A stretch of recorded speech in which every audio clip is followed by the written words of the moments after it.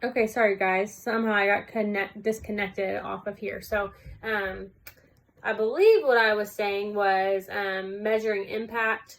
So let me start over. So the link between taking action and measuring results is important.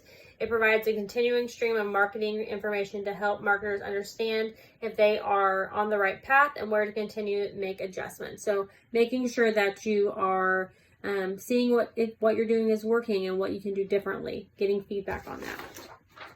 All right, so question number 1 for bonus. Okay. In a promotion campaign, if the experienced marketing team reports that 1,000 samples were distributed, what questions should you ask to evaluate the effectiveness of the campaign? So give me 2 questions that you would ask to evaluate the effectiveness of the campaign. Okay, so that is for your bonus. So with that being said, we're going to move on to the next PowerPoint. And that is about consumer behavior. And let me get this pulled up here.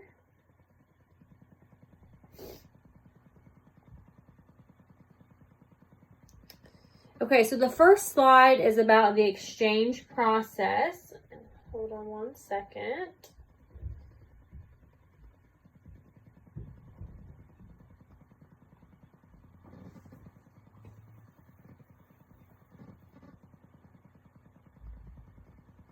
Okay, so what the exchange process, this graphic demonstrates is the buyer and then how the buyer and the seller, how that meets together and how that gives the buyer value, okay? So theories of consumer behavior. So first we have the economic man. So according to the economic man model, consumers are rational and narrowly self-interested, are always trying to maximize the benefits they derive from the exchange process. Limitations are people are not always rational or they define value differently than the model would suggest. So in a nutshell, this model says that we are not interested in self-interest, right? We're always trying to maximize the value of what we get out of, in general, buying that product.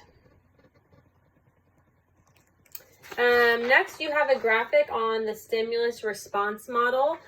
So we've got stimuli as our external factors, which leads to the buyer's mind, or in this graphic, they call it the black box. And then the responses that that gives us. So in the stimulus, you've got your marketing mix, which is really important. We covered that a couple weeks ago, your product, price, place, and promotion. Then you've got your environment, okay? So that includes the economy, technology, demographic that you're in, okay?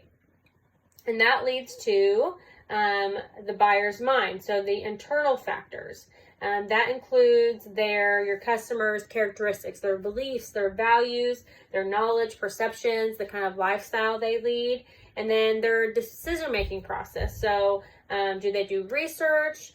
Do they problem solve? Do they postpone their purchase till after they see how things have worked for other people? And then lastly is response. And what that would be the purchase. So what brand do they buy? The amount, how do they pay? Things like that. Okay. Let's see here. Next is another graphic on slide 5, the consumer decision-making process. So step 1, they have the need recognition. So recognizing that you have an unmet need, right? That's where these products come from. So recognizing that you have that unmet need. Next is information, searching, and processing.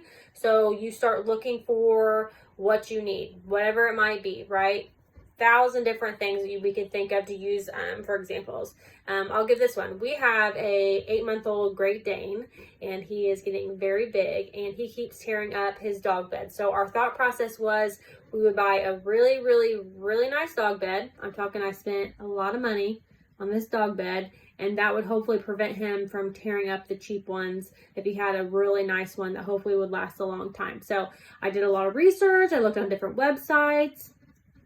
We looked at this Great Dane forum that we follow to see what other people have done and what's worked best for them. So we did our research.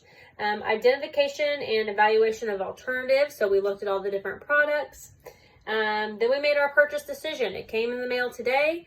It is big, much bigger than we were anticipating. We're actually going to return it and get the next size down because it's huge. And I know he would use it, and he's going to get bigger. But it's bigger than my 2-year-old's toddler bed. It is massive. And then post-purchase behavior. So my post-purchase behavior is I'm returning it. It's too big for me. But another option or another scenario could be that someone loved it. They used it for 6 or 8 months and decided they needed a new one for their dog. And so they loved it so much, they went back and bought it again. My post-purchase behavior is that it's too big. I need to return it and get a smaller size. Now, I will say I probably will still buy the same brand because it has great reviews.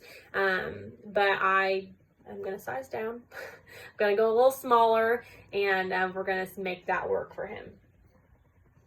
All right, needs recognition. So it starts with the consumer. Whether we act to resolve a particular problem depends on 2 factors: the magnitude of the difference between what we have and what we need, and the importance of the problem. So there's all kinds of examples that we could use for this. I'm sorry to Andrew, he's our only male in this class. I keep going back to kind of feminine examples. So let's talk about maybe an eye cream. So the magnitude of the difference between what we have and what we need. Is what we have not working? Do we have anything at all? And how important is that problem to you? Having a night cream to help with your lines around your eyes. How important is that to you? That helps us make our decision whether we're going to purchase something or not. Okay, the marketer's role. So the flip side, don't think about being the consumer, think about being the person in charge of marketing. So know what the problem the consumer are facing so that the marketing mix, right? Your price, promotion, product, so that fits that niche need. Activate problem recognition to trigger the purchasing process. So making sure you're putting your marketing out there so it makes people think, do I have this problem? Is this something that I need to purchase? And then shape how consumers define the need or problem. So the more that you develop your marketing plan and your advertising, that helps shape people to recognize whether or not they have this problem or what we think is a problem or not. All right, next we have information search. So back to the consumer. So we seek out information. We start looking for different things that we need. We may come from a past experience, word of mouth, or research. For instance, the research I did research for my dog bed, and then I also used word of mouth from the forum that we looked at. Okay, flip that to the marketer side. Promotions should give consumers the info they seek and places that they are looking for it. So whether it be online, through social media, maybe you're looking at commercials on TV, whatever it might be.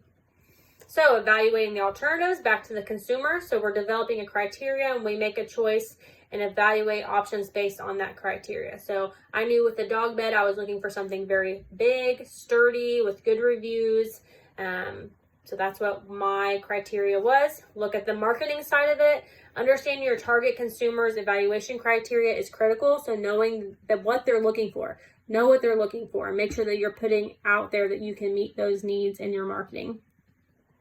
Your product needs to demonstrate these qualities in order to short list the selection set. So how do you make your consumer short list? How do you come up on their list of options to buy? You really have to put your best foot forward and show that you can meet those specific needs.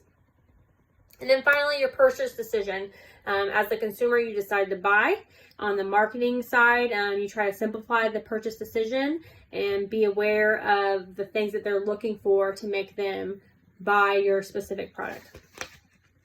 And then lastly, we have our post-purchase behavior. Like I said before, I am returning my giant dog bed. It is way too big, but somebody else's experience might be different.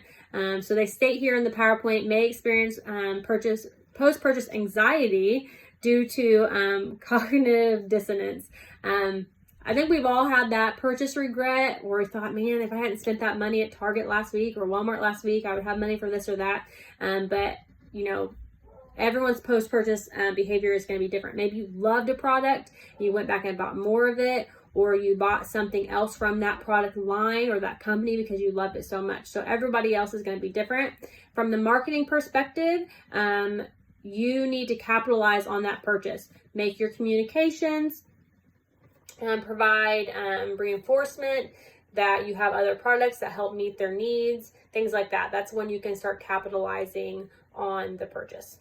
Okay, so I'm going to stop the recording right here, and I'll be back in a second with the next section.